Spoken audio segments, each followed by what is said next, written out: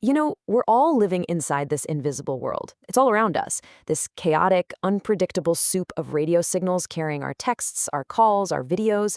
For decades, trying to navigate it has been, well, a guessing game. But what if we could actually map it?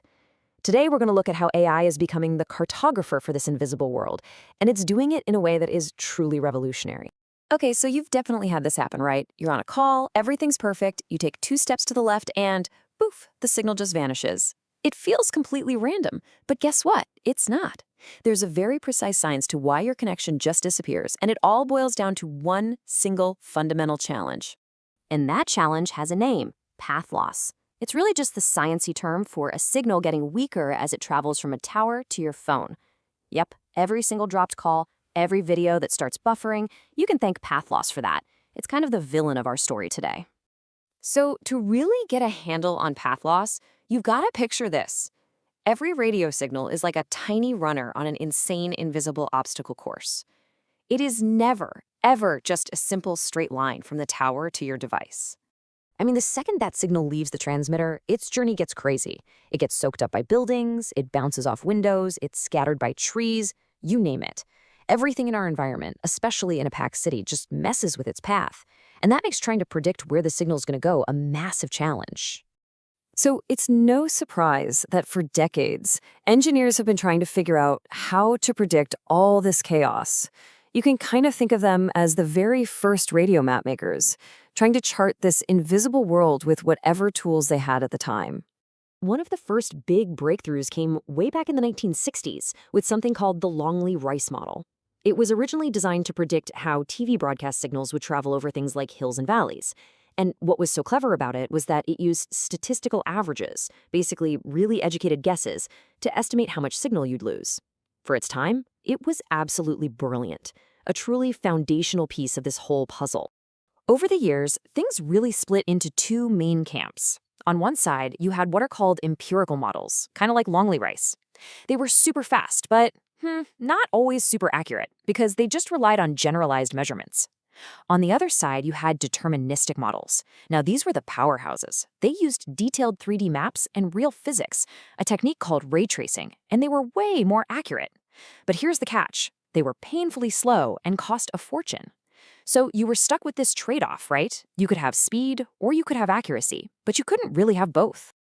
And that trade-off, well, it became a massive problem. Just think about how our world got more and more crowded with devices and how our demand for data just exploded. Those old, kind of simple maps, they just couldn't cut it anymore. They couldn't keep up with the sheer complexity of it all. And this is where the hero of our story finally makes an entrance: machine learning. See, instead of being stuck with rigid, old-school formulas, AI acts as a totally new kind of cartographer. It's one that actually learns from experience to draw a dynamic, self-correcting map of our wireless world. Just look at a modern city. The sheer density of buildings, people, and all of our devices creates a wireless environment that is just mind-bogglingly complex. Trying to predict how a signal is going to behave in that requires a fundamentally different approach. And that's the big shift right there. With traditional models, you gave them a math equation and said, okay, calculate an answer. But with machine learning models, it's totally different. You give them a mountain of real-world signal data and just one simple task: find the patterns. They learn all the complex relationships completely on their own. The magic word here is adaptability. Instead of being locked into rigid equations, machine learning learns from the data itself. So what does that mean? It means it can adapt to changes in the environment, like a new building going up, or even just the seasons changing, without a human having to go in and manually recalibrate it. It's built from the ground up to handle a level of complexity that the older models, well, they just couldn't dream of.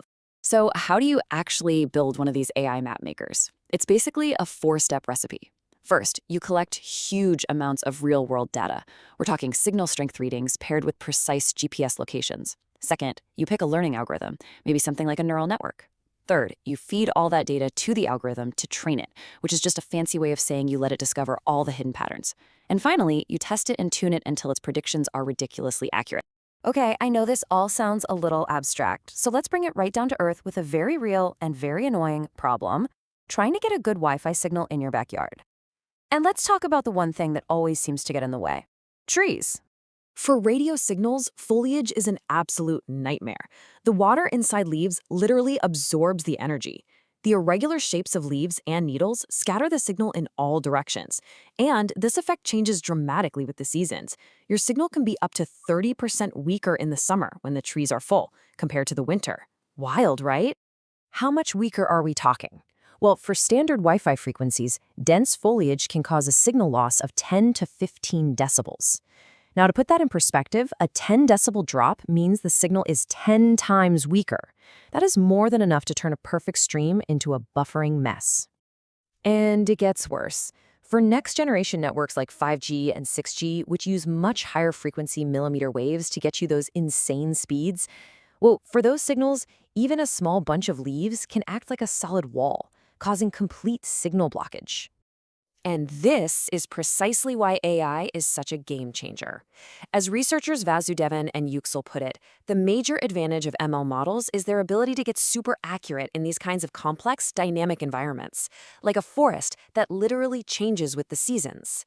A traditional formula just struggles with that. A learning model thrives on it. So where does this all lead? Having an AI that can perfectly predict signal strength anywhere, at any time, is just the beginning. The real revolution is what we do with that prediction. This leads to a really fascinating future.